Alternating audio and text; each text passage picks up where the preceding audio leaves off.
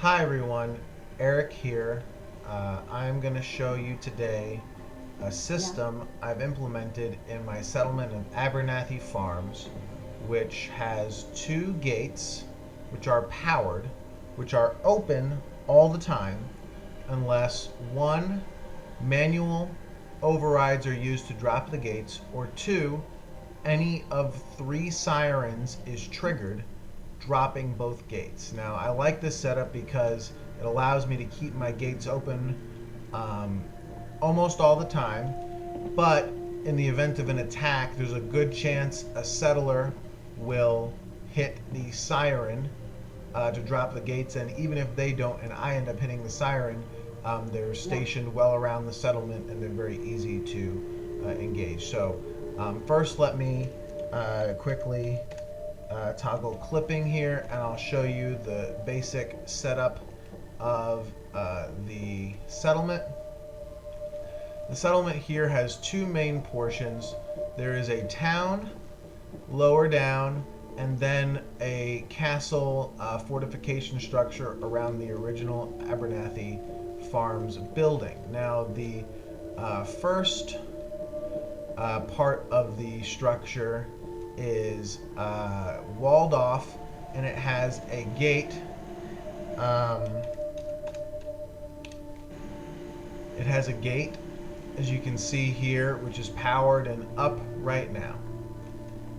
Then, going into the settlement, there is a second gate to the fortification structure. This gate is also up. Yes.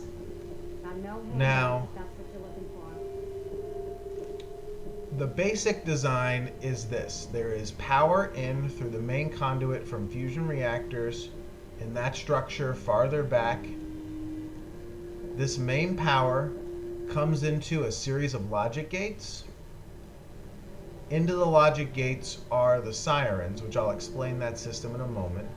Then, from the logic gates goes into the manual overrides controlled here from this guard post for both gates individually and together. And then this power goes to both gates. There's also a power control here for the town, separate from all of those. Now, there are three sirens, and I'll show you. One siren is here back in the corner where there's a spawn point out here, and this is a frequent place that's attacked down the hill. There's a second siren here at the main guard post overlooking the town, and then there's a third siren which overlooks the main entrance.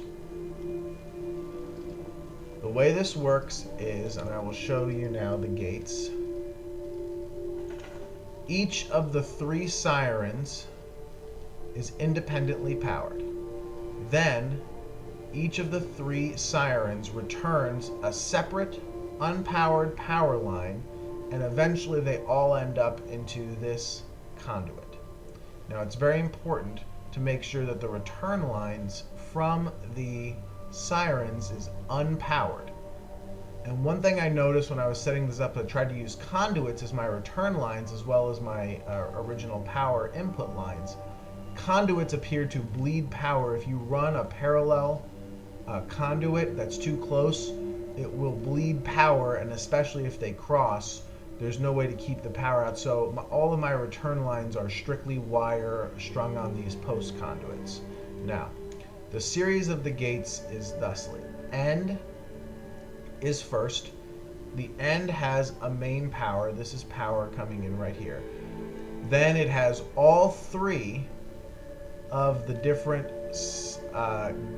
sirens coming in, all unpowered and not transmitting power. This results in a 1 in for the main power and a 0 in for the power conduit, which has the sirens. Now, I'm not sure if you know about the way the logic gates work in this, but there's no independent power to the logic gates. So that means that the NOT gates, which are supposed to have no power but then transmit power if they're, there's a 0 coming in, they have a 1 out. That means they have to work with end gates. The end gate, therefore, is powered. It's showing a 0 in, but the NOT gate is still powered, sending it to the next level. So in this case, it's power in, sirens in to the end gate. Then the NOT gate just gets the end gate and out to a final end gate. I probably could eliminate this, but I have it for now. And then this goes out to the mains where towards the gates. Now, looking here, I have a control for the master, which drops both gates, and that shuts off power to everything. This drops the gate down here, and the gate out front. Then the power splits. There's one just for the exterior, which leaves this gate up.